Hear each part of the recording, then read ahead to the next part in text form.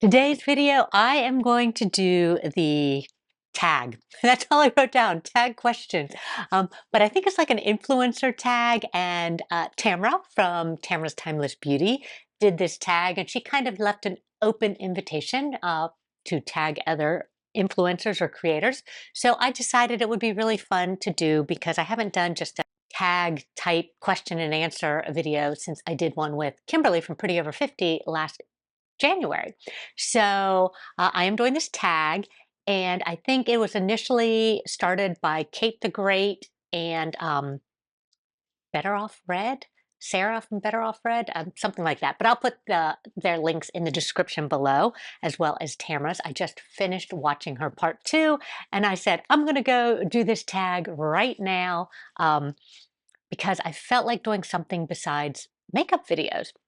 I am filming on my iPhone today just because I felt like it, because I didn't feel like moving my camera. Okay, so these tag questions are all about being an influencer and how we feel about it. And I thought it would be really interesting because I think a lot of times, or at least in my experience or the way I was before I started my YouTube channel, a lot of times people think what they see with these giant influencers, a lot of the younger influencers, um, that it's the same for more mature beauty influencers, that we get the same PR, we get the same pressures, we get the same brand deals, and I don't think that is the case. There are a few mature influencers that do better in PR than myself, but it's nothing like what we see with the younger influencers. Nothing at all, even if they have half the subscribers that we have. So the first question is, how do you feel about the term influencer, and do you feel you are one? Now, I always felt kind of embarrassed when people asked what I did, to say that I had a YouTube channel. I mean, I just felt like it was kind of a hobbyish thing. And even though now my income is higher than when I was a full-time photographer, that's just been this year. And it's because I had a really viral video last fall, and I'm on the backside of that viral curve. So, I mean, if my income stayed what it is the last month or two, for the next 12 months, then, you know, I wouldn't be, I wouldn't feel as much like an influencer as I did for the previous 6 months, because when my channel was really being pushed out, I mean, I had a lot of viewers, and it's not necessarily what you see on each individual video when I first release it, because these viewers were watching all my old videos. They were really catching up. So even if they stayed connected with my channel, they're not watching as much because they've watched all the previous or the older videos that they're interested in already. But there was this period, this 6 month period, where my growth and my income and everything was so huge. And I would tell people that I am a YouTuber, I am an influencer, an over 50 influencer. And I would say it proudly. And now, yeah, now I feel like my influence is waning again. And I mean, I guess I am one, but I do feel more like I'm a YouTuber. That's kind of what I tell people versus the term influencer. I don't look at the term influencer in any positive or negative connotation. It's just a term, and I think of it as when you have a large audience. When you have a large audience, you become an influencer, even though that's not always the case, but that's when I feel comfortable saying I'm an influencer. We'll see. We'll see a year from now, the viral ebb and flow.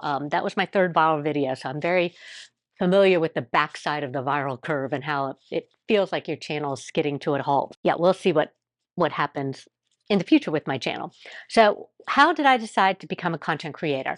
It was pure spur of the moment, impulse. That's been my life story. That's how I joined the military. Someone suggested on a Thursday. I signed up on Friday. Yeah, that's just what I do. Something sounds good or it just clicks, and I jump in with both feet. So as far as being a content creator, I had just discovered some mature beauty channels. Angie Hot and Flashy, from Angie from Hot and Flashy, of course, is the big one. And then there was Kathy Beauty Care Chats, and a couple of other more chatty type YouTube channels. Melissa55, I think I was watching. Uh, anyway, so there were a few of them, and I just really enjoyed listening to them. I felt like I was getting to know them. Angie was more technical. Kathy was more interesting. I felt like I was listening to a friend. So when I was sitting at lunch with a girlfriend and she talked about doing a course, an online course, and how she wanted to start that and, get it on YouTube and do all this click funneling and all this stuff. And I was like, oh, I would think I could do a YouTube channel. I was like, well, let's both, get started. Let's both do this. And I am a person that once I give myself a goal and a date, I do it. So this was like in April. And so I had in my mind I was going to launch in June. And that's when I launched my channel in June 2019. My girlfriend, she's actually filmed her course now, but she has still yet to launch it. It's been 3 years now. So yeah, I just go for it. I will say I did talk about starting another channel, and I gave myself a date, which would be next month, and I'm still not there yet. So we'll see how that one goes. That might be the first thing I announce publicly, a date, a start date that um, I might not get to. I may, but I may not. Okay.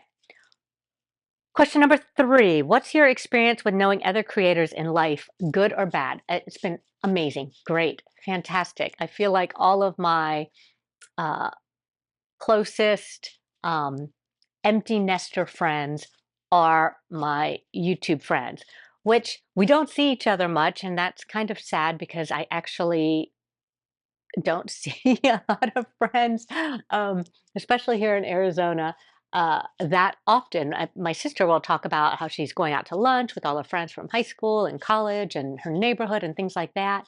And sometimes I feel like, gosh, I wish that was me.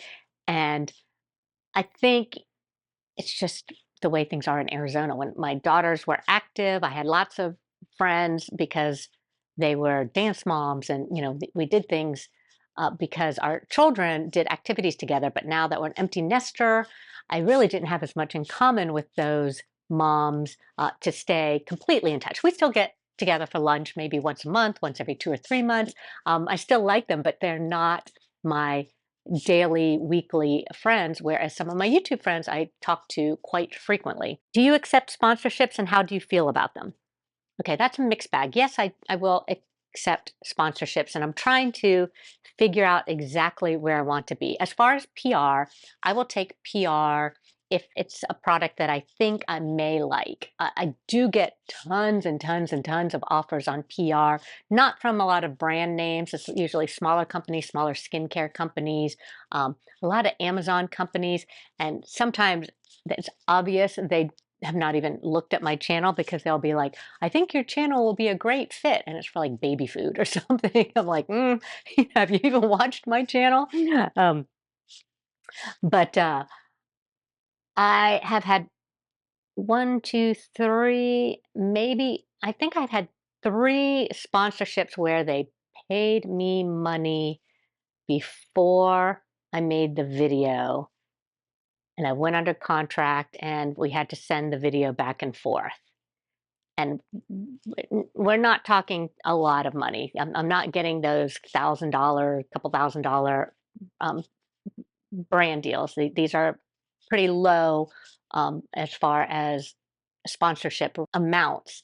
And in fact, my girlfriend had the same sponsor and she got like 4 times the amount, 5 times the amount that I did. And I was like, huh, I guess, I just didn't negotiate.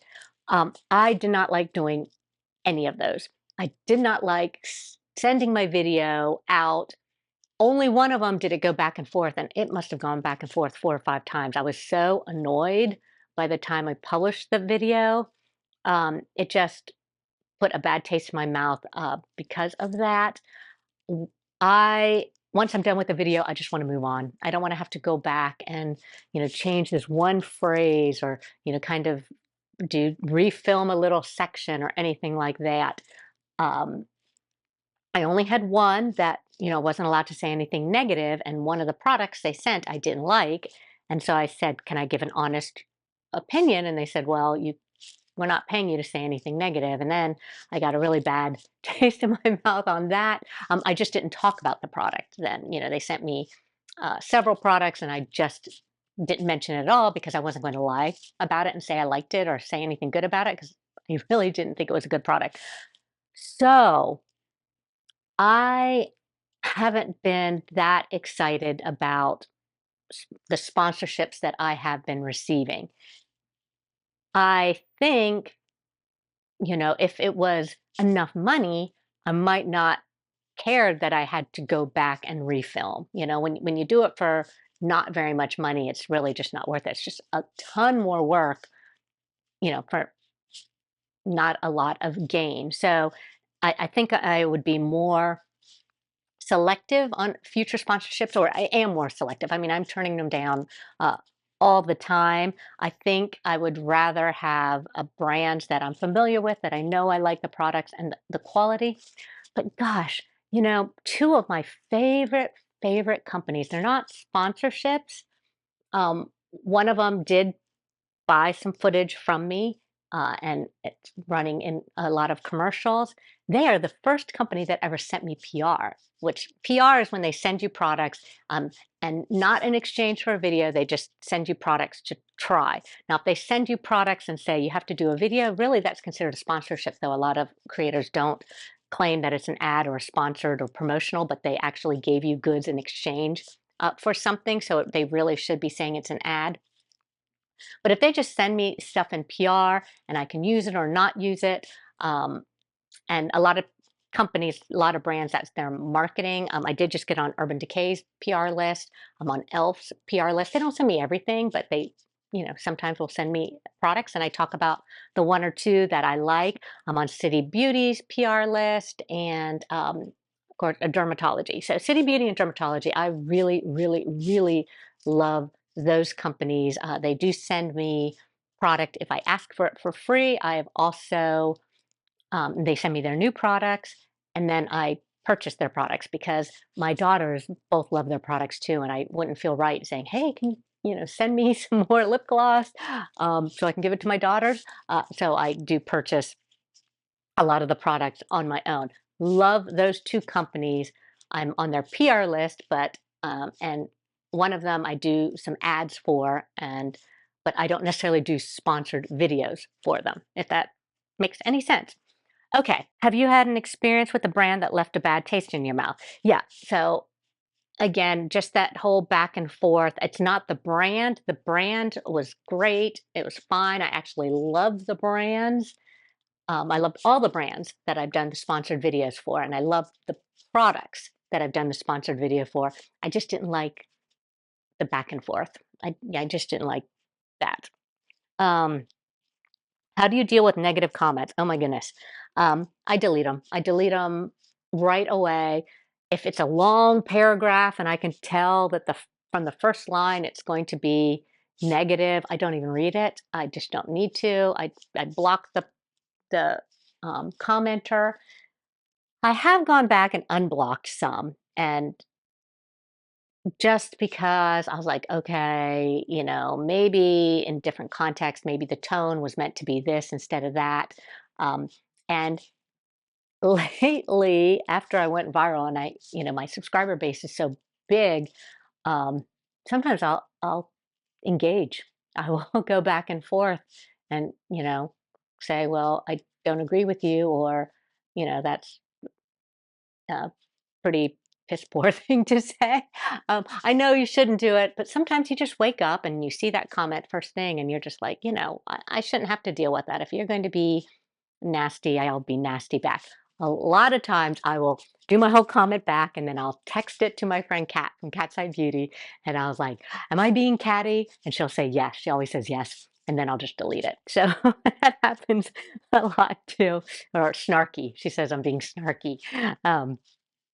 But when I first got my negative comments, and I did a video, I did a negative not a negative video. It was more on the mistakes that I made, like what not. It was a what not to do with a very popular brand, The Ordinary skincare.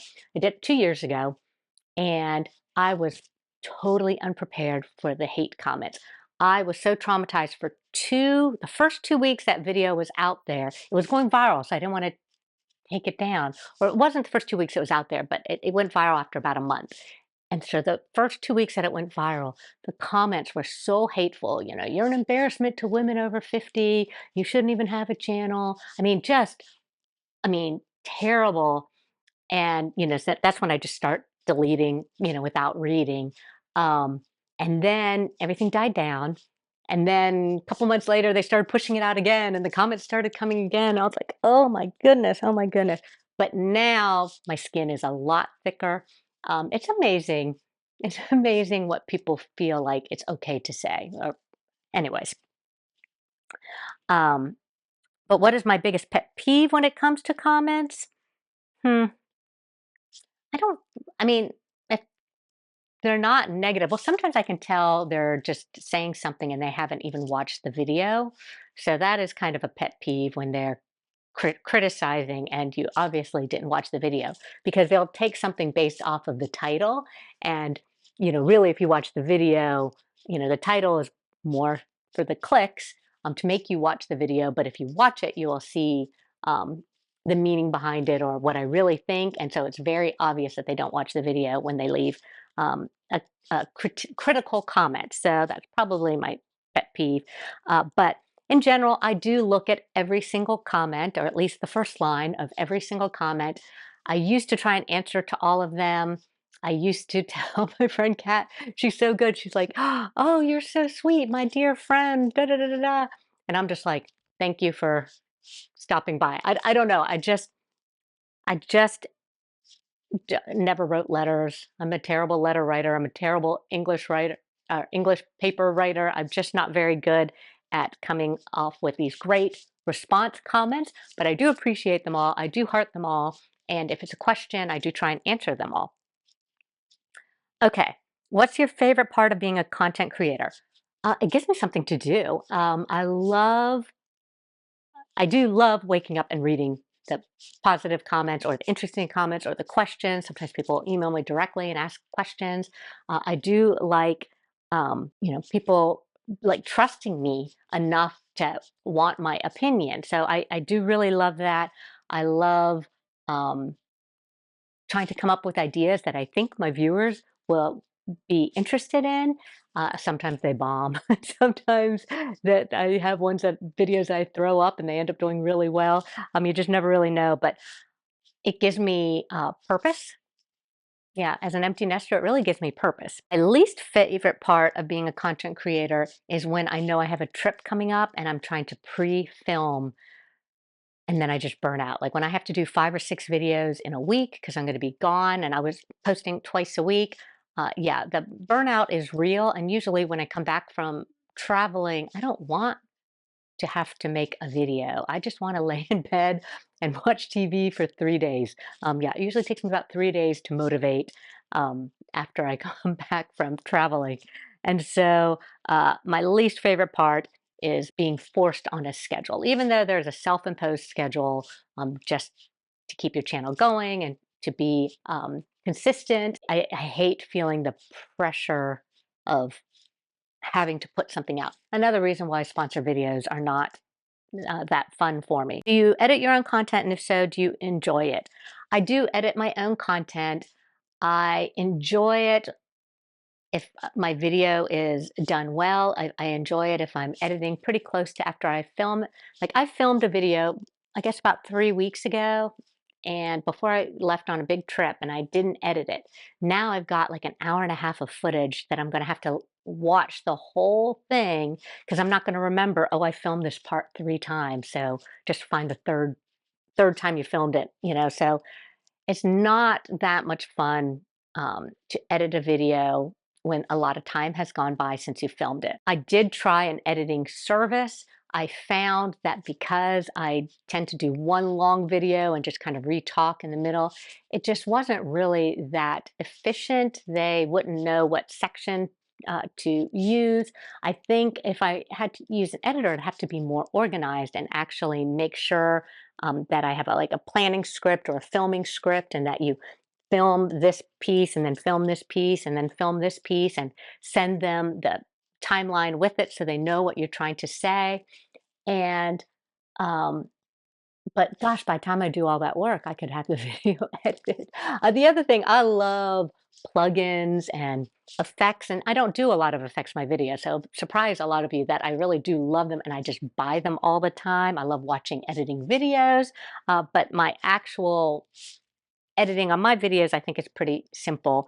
Uh, I take out a lot of uhs and ums. I leave some in because I don't think all of them are distracting. I think sometimes it's more distracting to have the jump cuts, but there was a period where I was taking out every single one, and then I'd be like, yeah, yeah, it just jumps all over the place, and it is what it is. Learning experience, right? So sometimes I enjoy editing, sometimes I don't. Where do you draw the line in regard to sharing on social media? So on my Instagram account, I'm pretty active on my stories, and I share a lot of personal stuff. I shared when I was in Maine, I share when I was driving cross country, just little blurbs on my stories. And I guess my stories are on Facebook also, but my Facebook presence is a lot smaller than my Instagram presence.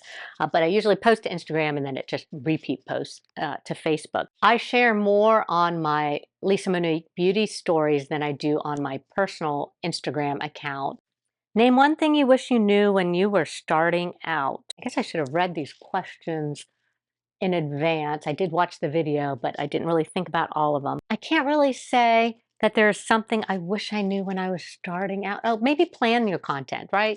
So when my channel took off in 2021, I rewatched a course I bought in 2019 that I didn't really even finish.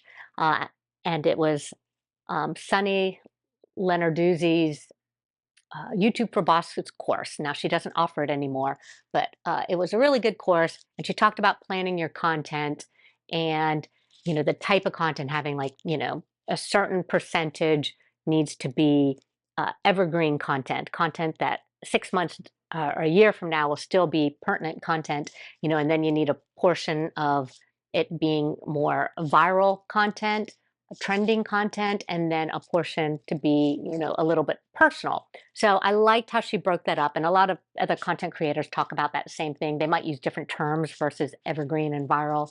I can't think of off the top of my head, but I have, and I think media talks about the different types of content that you should be posting and how to have a mix. So I will say to have a mix. Don't get too stuck on your niche. When you get started, I started as a luxury beauty channel, and now I am a luxury and drugstore, mostly drugstore, or mostly Sephora brand or Sephora type, but leaning drugstore, big mix. But I did start as an exclusive luxury makeup channel my first year.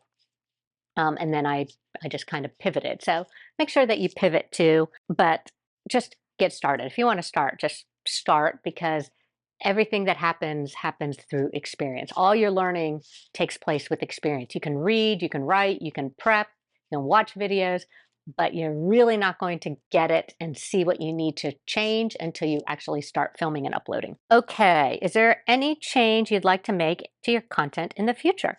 Well, yeah, I actually want to put a little more mix. I don't necessarily want a vlogging channel. I think a lot of long beauty review content is kind of getting phased out. People aren't as interested in it anymore because of TikTok and Instagram Reels, and I'm starting to do them on shorts and everything. So just quick, single product, um, uh, little video clips, making them short and sweet. I think that's how people are kind of checking out new products now. So maybe I'll just do once a month, like a big, new makeup this month type thing. Yeah, I just need to really look at things. I was just doing a lot of makeup videos for a while, and while it does help with affiliate links, so when you click on a link, we make a small commission when you click on that link. It's not necessarily the product. So I know sometimes people think that, we're just trying to sell a product, but if the link takes you to a store like Sephora or Ulta or Target or anything like that, it really is the store that's paying you or pays the affiliate the commission, or like Amazon or whatever, not that particular product. So it really doesn't benefit us to recommend one product over the other from Sephora if we're going to link to Sephora. So just some people don't understand that, and they think we're just trying to sell a product, but really, we're just trying to show you what we like and what we're trying, and have enough material to make a video for you, or make, a video twice a week if that's what we're doing. What company or collab is your dream? Oh, Charlotte Tilbury. I would love to collaborate with Charlotte Tilbury. I love her makeup. Yeah, Makeup by Mario too. All right, Makeup by Mario and Charlotte Tilbury. If either of you are watching, you guys are my dream company. I love all of your products. I would love to be on your PR list. Yeah, those are my dreams.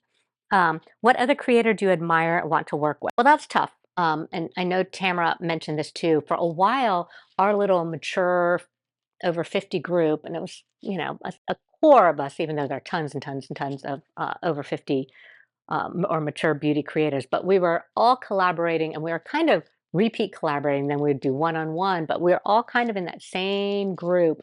And I agree with Tamara that it got hard to schedule things, because sometimes I'd be like, okay, I need to do 4 of this type video and 3 of this type video, and then, oh wait, I've got this collaboration which just throws everything, out of the water. And then it would be a big, like maybe a 4 or 5 or 6 person collaboration, and then one person would say, hey, do you want to do a one-on-one?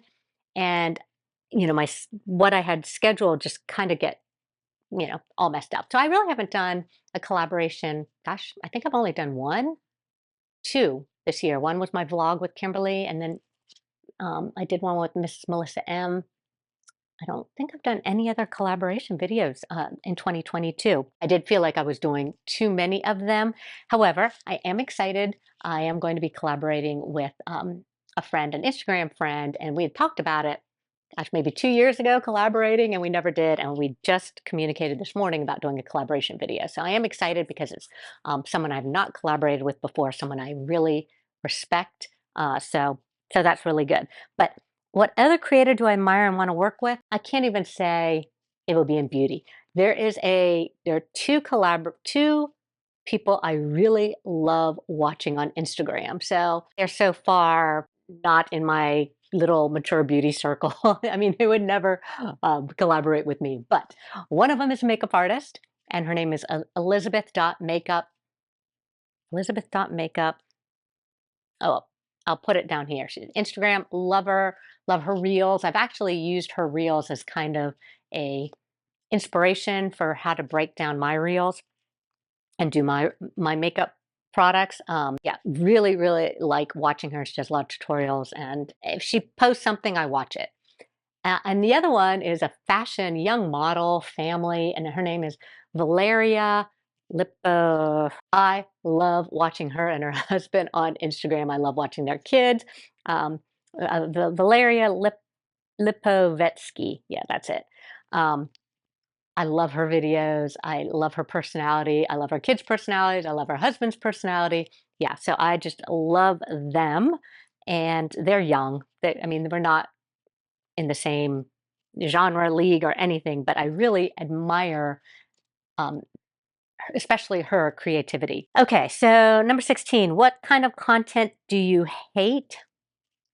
Right away I could say political, but I do follow some political, feeds personally. I don't really like to watch the news. I don't really like to, hear all the doom and gloom. I don't want to be ignorant, but I just, there's so much bad out there, and so much content out there is to elicit an emotional response.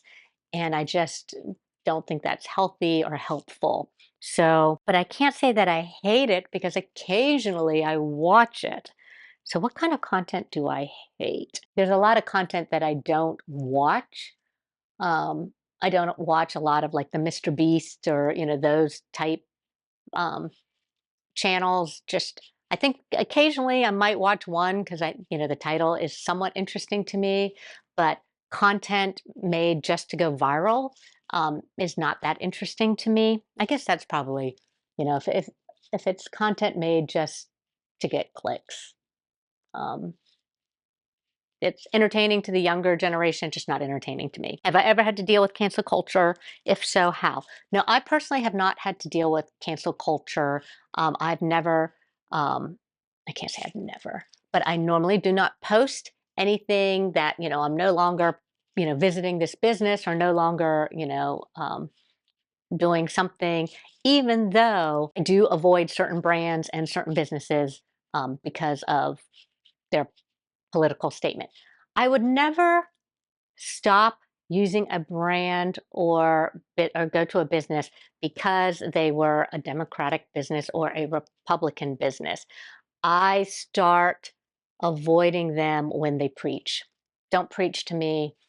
Don't Yeah, don't preach. That's it. That is my tag video. I hope you enjoyed it. If you are a content creator, uh, please consider yourself tagged. Thank you, Tamara, for doing this tag so I could see it. And I hope you enjoyed this little diversion from what I normally post, especially because it's a big Nordstrom week. I'm going to be posting a lot of Nordstrom videos this week, so need some other content to kind of even it out if you're um, getting a little too much Nordstrom.